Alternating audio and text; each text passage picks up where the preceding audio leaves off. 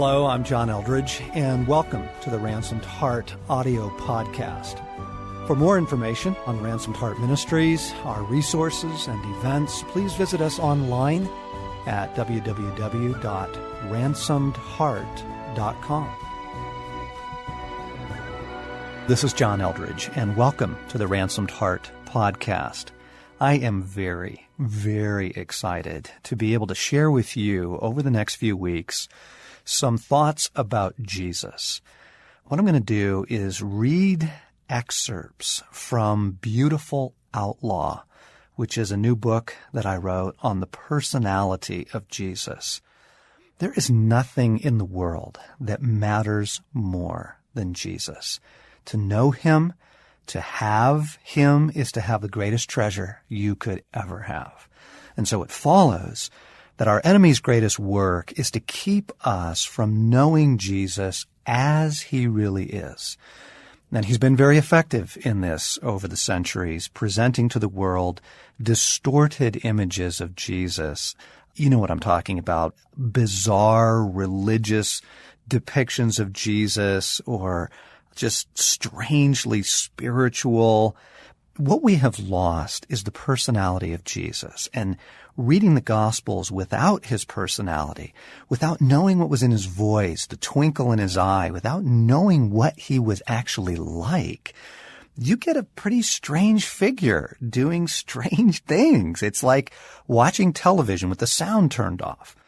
And so what I want to do is unpack the personality of Jesus, his playfulness, his cunning, his fierce intentionality, his joy, his incredible, scandalous generosity. You are really going to love this. And so let's explore Jesus together. The tipping of the landslide, sunlight on water, songbirds in a forest, desert sands under moonlight, vineyards just before harvest. These all share something in common. They reflect the heart of a particular artist. They are his masterpieces, his expression, and his gift to us. The artist's name is Jesus. Something else lies in common between these treasures and Jesus as well. Words on a page cannot compare to a personal experience. Sailing the ocean on a bright morning with the wind in your face, wandering under a forest canopy while sunlight filters down, lying on warm dunes beneath a full moon, watching shooting stars, drinking in the lush beauty of vineyards on a hillside in early autumn.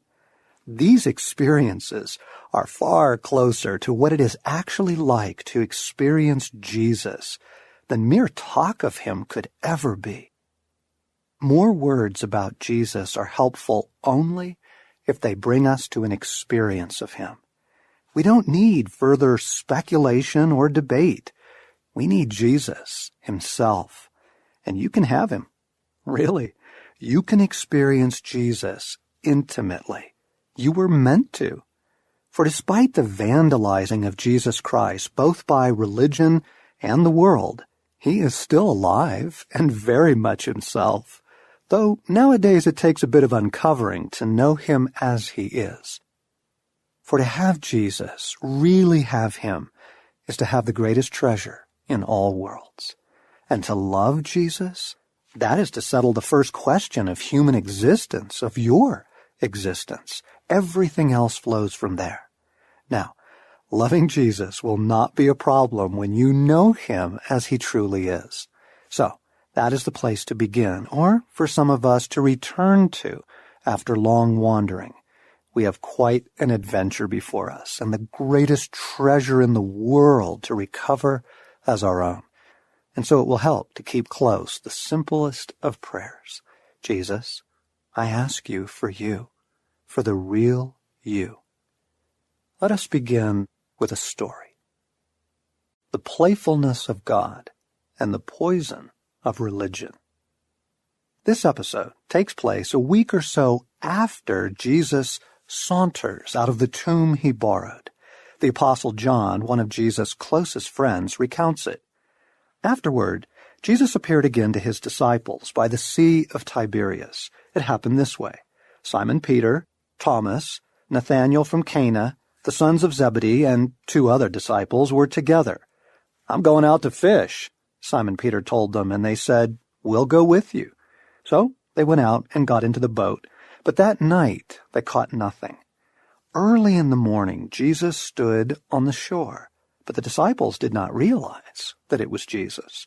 He called out to them, "Friends, haven't you any fish?" "No," they answered. He said, "Throw your net on the right side of the boat, and you'll find some."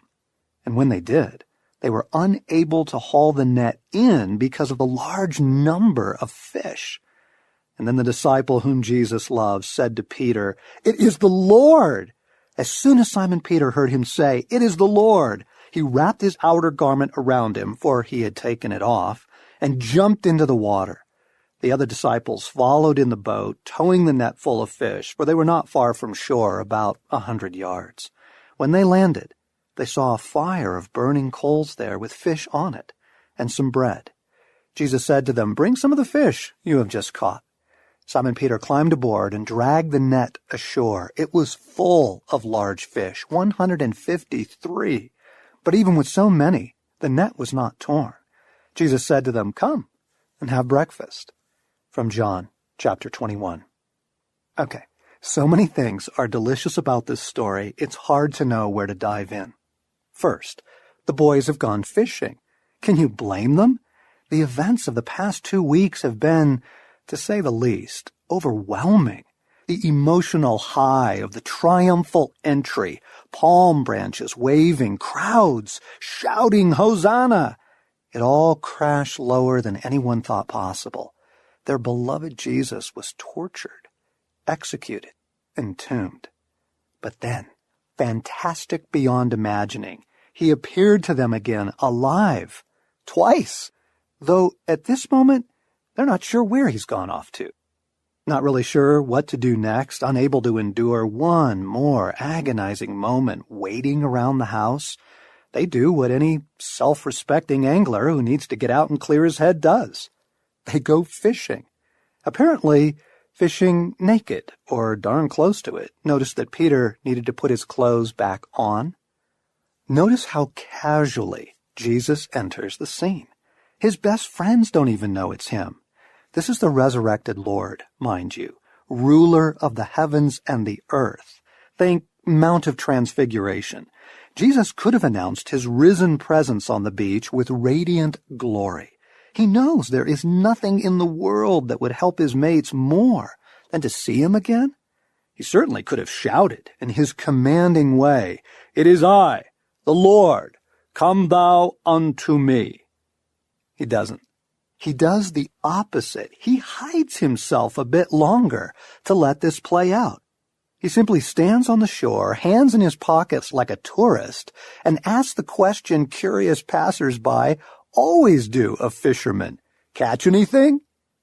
The nonchalance of the risen Christ here is absolutely intriguing. Whatever Jesus is up to, the moment is loaded for his next move.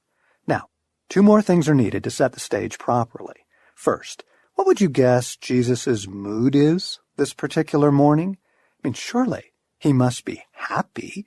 The man has conquered death, ransomed mankind, been restored to his Father, his friends, and the world he made forever. He is in the afterglow of the greatest triumph, of the greatest battle in the history of the cosmos. I'm going to venture that he is one mighty happy man. But not the fellas. They've been up all night, nothing to show for it, bleary, half dead at the oars while the boat rocks back and forth, back and forth. They could use some cheering up.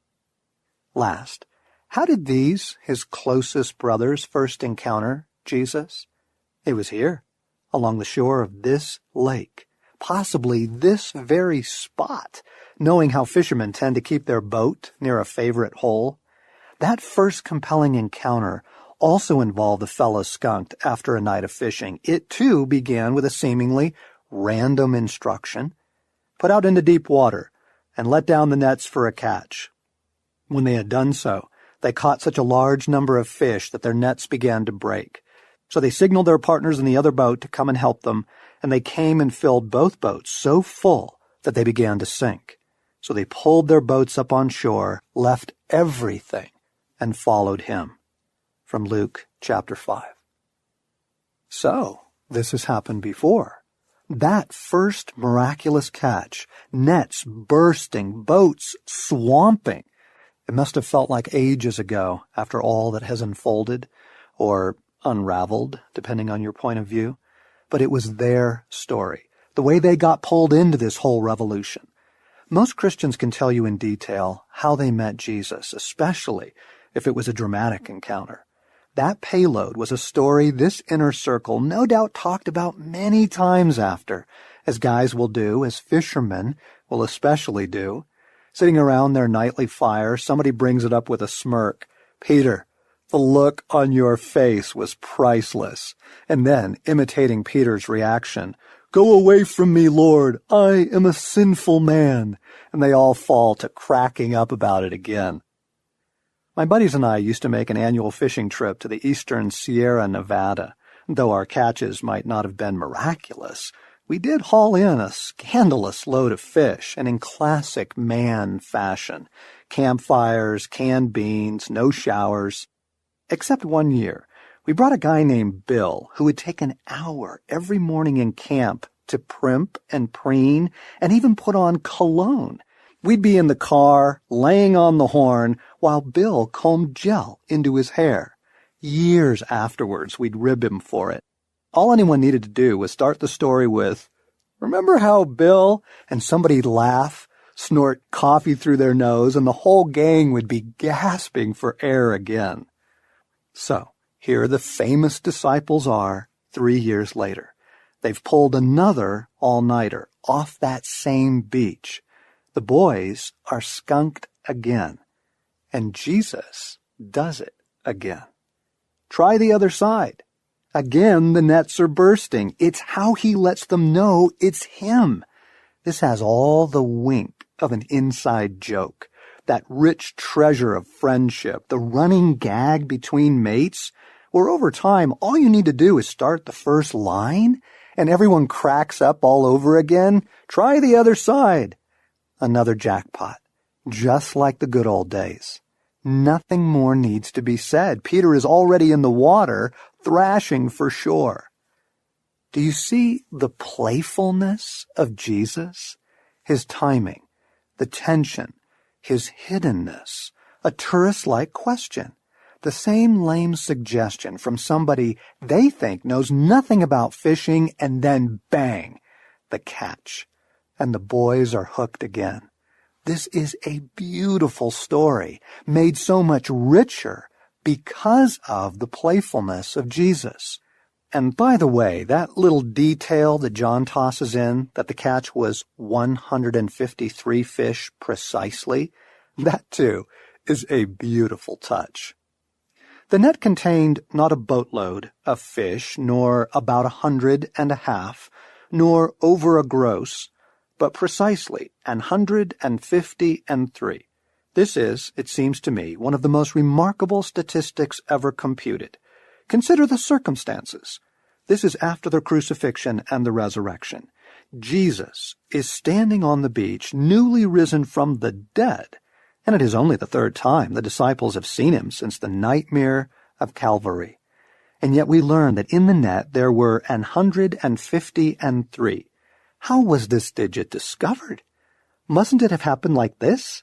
Upon hauling the net to shore, the disciples squatted down by that immense writhing fish pile and started tossing them into a second pile, painstakingly counting 1, 2, 3, 4, 5, 6, 7, all the way up to 153, while the newly risen Lord of creation, the sustainer of their beings, he who died for them and for whom they would gladly die, stood waiting, ignored, till the heap of fish was quantified? from the River Wye. Or it might have gone like this. These retired fishermen, overcome with the joy of seeing Jesus, leave the writhing pile where it is, fully intending to get to it right after breakfast. Having had the cookout, which Jesus grilled, by the way, one of them says, "Well, we ought to get that catch counted up." And a second says, "Yep." And Jesus, reaching for a last bite of roast tilapia, says, "There's 153. The boys smile at one another, realizing, oh yeah, right, we've got Jesus back. Any way you look at it, it is a beautiful story. Playful, funny, so human, so hopeful, so unreligious. And it is that particular quality that gives the passage its true character and gives us an essential for knowing Jesus as he really is. The man is not religious. If he were, the story would have taken place in a religious setting, the temple, perhaps, or at least a synagogue, and Jesus would have gathered them for a Bible study or a prayer meeting. Jesus doesn't even show up at the temple after his resurrection. He's at the beach, catching his boys fishing, filling their empty nets, and then having them to breakfast. Now, why does this interpretation of the story both relieve and trouble? The relief comes in like a sea breeze on a muggy summer day, suffocating with the smell of mud and dead fish, because it is an answer to a question we didn't dare ask. That God himself knows how and when to be playful with us. It's like a breath of fresh air. But many readers are at the same time troubled because it also sounds a little irreverent, which brings me to my second point. The poison of religion. Jesus healed a man on a Sabbath. That pushed his enemies over the top. They decided to kill him. The account takes place early in the Gospel of Mark. Another time he went into the synagogue, and a man with a shriveled hand was there. Some of them were looking for a reason to accuse Jesus, so they watched him closely to see if he would heal him on the Sabbath. Jesus said to the man with the shriveled hand, "Stand up in front of everyone." And then Jesus asked them, "Which is lawful on the Sabbath, to do good or to do evil, to save life or to kill?" But they remained silent. He looked around at them in anger and deeply distressed at their stubborn hearts, said to the man, "Stretch out your hand." He stretched it out, and his hand was completely restored. And then the Pharisees went out and began to plot with the Herodians how they might kill Jesus. From chapter 3. Really? Because he healed a man on a Sabbath? What do we have here? After all the nonsense that is repeated about Jesus being a gentle peacemaker, reading the Gospels is really quite a shock.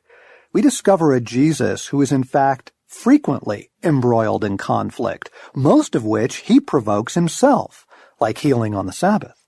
And every single one of these clashes is with very religious people.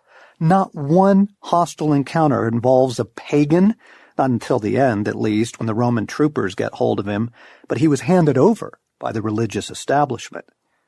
If you were reading the Gospels without bias or assumption, you would have no trouble whatsoever coming to believe that religion is the enemy, or in the hands of the enemy. Jesus' opponents are all people we would consider to be highly invested in doing religion right. They certainly consider themselves to be so. You will want to keep this in mind if you would know Jesus really.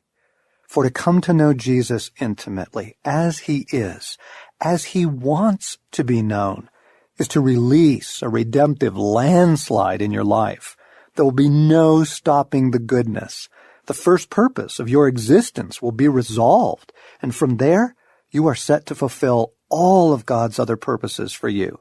Now, do you really think that the enemy of our souls, the arch enemy of Jesus Christ, is simply going to let that happen? Satan is far too subtle to rely on persecution alone. His most masterful works are works of deception. Ask Adam and Eve about this when you see them. So, The deceiver deceives by means of distortion, and his favorite tool is to present a distorted Christ, not so blatant as a bad fish, but through the respectable channels of religion. Consider this one piece of evidence. Millions of people who have spent years attending church, and yet they don't know God. Their heads are filled with stuffing about Jesus, but they do not experience him, not as the boys did on the beach. And there are millions more who love Jesus Christ, but experience him only occasionally, more often stumbling along short of the life he promised, like Lazarus, still wrapped in his grave clothes. Can anything be more diabolical? If you sent someone you loved to school for a decade, and yet they remained illiterate, how would you feel about the education? If you referred someone you loved to a doctor, yet despite years of treatment, they not only failed to recover from their cancer, but contracted HIV, hepatitis, and gangrene, what would you have to conclude about the treatment? I am not making accusations. I am stating facts. There are noble churches and movements bringing Jesus to us, but alas, they are the exception, not the rule. Jesus healed a man on the Sabbath. His enemies decided to kill him. Do you really think that's over? Why would that have ended with the time of Christ? I mean, really now, it would be just a little arrogant for us to assume that we could not fall under the same religious haze. And thus George MacDonald, that old Scottish prophet, asks, how have we learned Christ? It ought to be a startling thought that we may have learned him wrong. It is a startling thought. That must be far worse than not to have learned him at all. His place is occupied by a false Christ, hard to exorcise.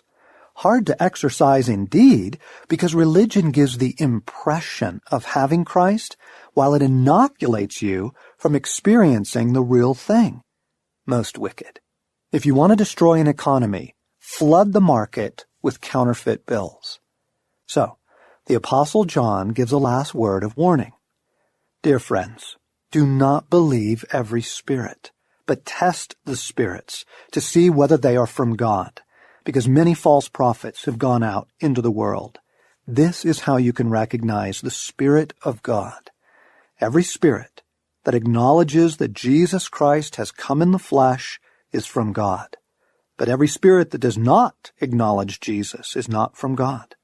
This is the spirit of the Antichrist, which you have heard is coming and is even now already in the world.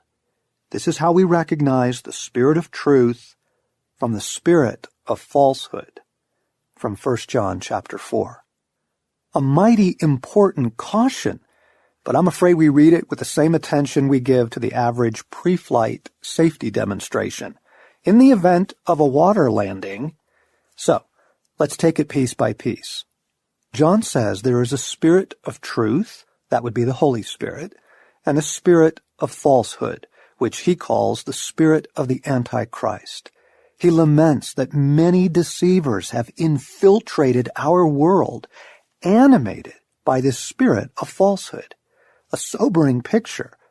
And he urges us to pay close attention, because that spirit works by presenting distorted images of Jesus. Now, if John didn't think you could fall prey to it, he wouldn't have warned you about it.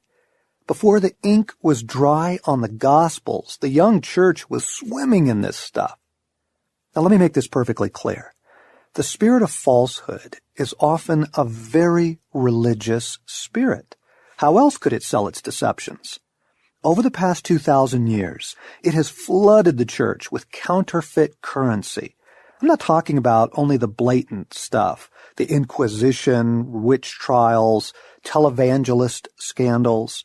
Such repugnance does cause the world to turn away in disgust, a very effective technique.